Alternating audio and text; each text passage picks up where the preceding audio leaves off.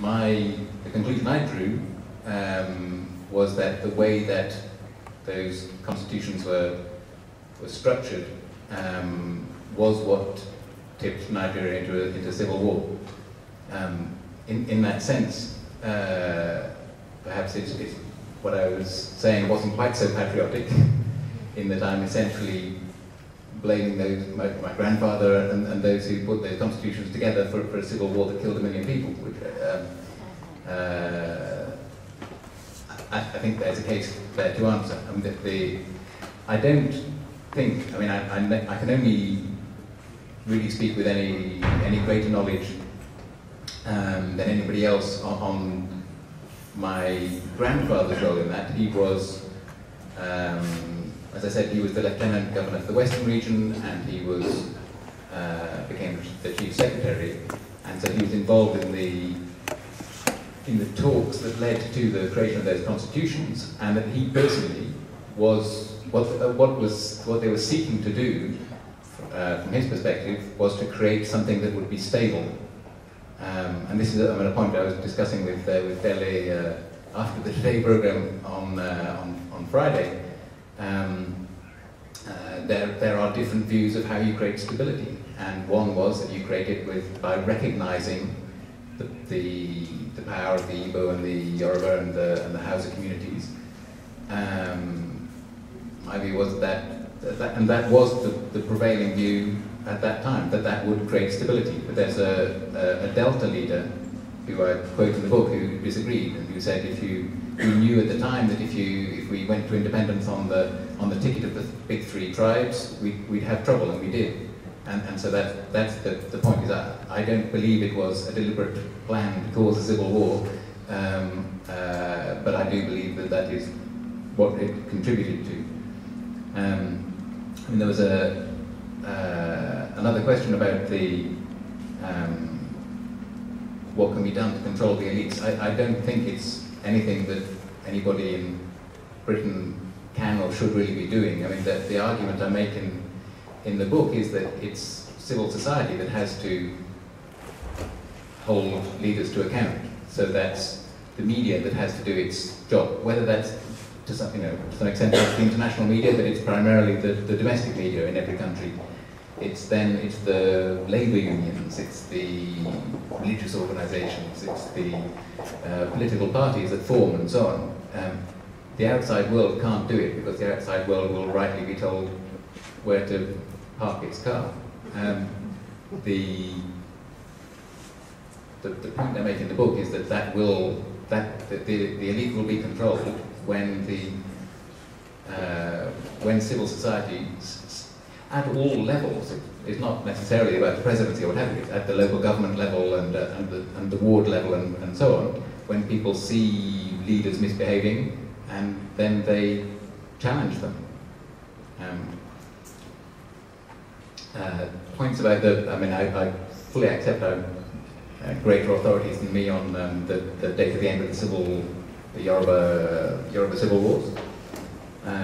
But it's also, it's absolutely true. And if the British led for most of the years of the slave trade, the British certainly did lead were the most active in the slave trade. I do also then later on say that the reason that the British had gone into Nigeria wasn't to end the slave trade, but it was what they stated. One. Thank you, Peter. What do you make of this point about what can the outside world do to help people in Nigeria who are progressive, that would be helpful for the country, but isn't neo-colonialist? Is there anything, or is it, as Peter suggests, more of a sort of less intervention is better? I'm not sure that there's much that the communities outside Nigeria can do. At least, and if they can do anything at all, I think certain questions have to be decided within Nigeria, such as the specific question of how do we change the present order and what do we replace it with? I think it's just a support infrastructure for the answers to those 2 questions that friends and observers of Nigeria outside Nigeria can favorably impact what happens in Nigeria. Thank you. And how about you, Bronwyn? I mean, from a sort of institutional level, you've studied a lot power structures around corruption and so forth. I mean, certainly in researching my own book, I had a sense that the crackdown on money laundering post-Thatcher had not been fully effective, shall we say. I mean, is there still stuff on financial flows, for example, or indeed anything else that agencies and governments, other groups outside Nigeria can and should be doing? Yeah, I mean, I think there's a huge amount to be done, and the Open Society Foundation is one of the external sources of funding that is trying to assist in this regard. I think just in relation to the upcoming elections, there is, for example, a parallel voter tabulation exercise that's going on, that's being coordinated through NDI, but with funding from the Society Foundations and others, which is really about what they did in Kenya and some other countries as well, with people reporting, using mobile phones to report the results from polling booths as they come in, so that it's much, much harder to fix the results later down the road. Of course, what happens on election day is only a small part of ensuring a fair election, but that type of thing, I think, can make a very large contribution. There's, again, on the 2011 elections, which I do think have the potential to be a turning point. They're not going to be perfect, but if they are at least a step forward rather than a step backwards, I think that creates a very new dynamic.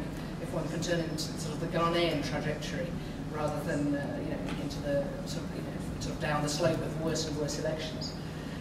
There's also, on the corruption stuff, I mean, there's a huge amount to be done here, just down the road in the City of London on financial flows. And there are a lot of good organisations in the UK that are trying to work on that, but there's a massive amount more to do just to get, I mean, not just the UK government, all governments, but since we're in the UK government to fulfil just its minimum obligations under the UN Convention on Corruption and the OECD Convention on Corruption and similar exercises.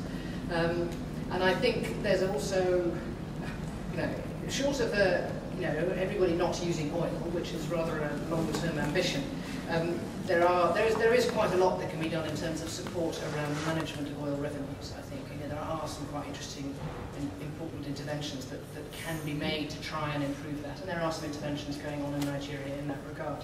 But oil is central to many of the problems, and it's hard to really contain its contamination.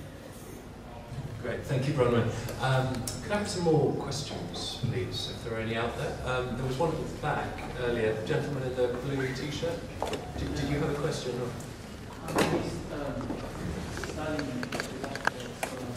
Could you just speak up a little? I'm going to be studying the history of Africa, yeah. So as part of my undergraduate. I wanted to ask a question, a bit of a historical question. To what extent is some corruption in Nigeria a legacy?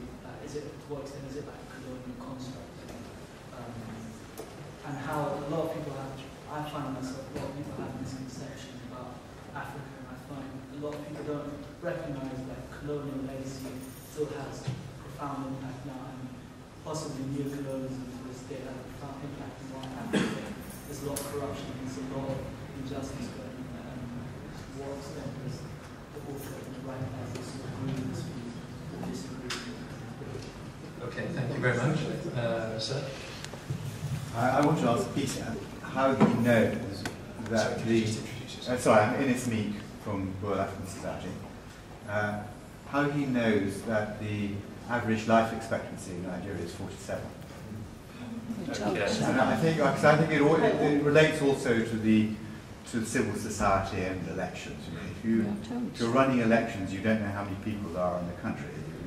You have a bit of a problem. Yeah. Okay.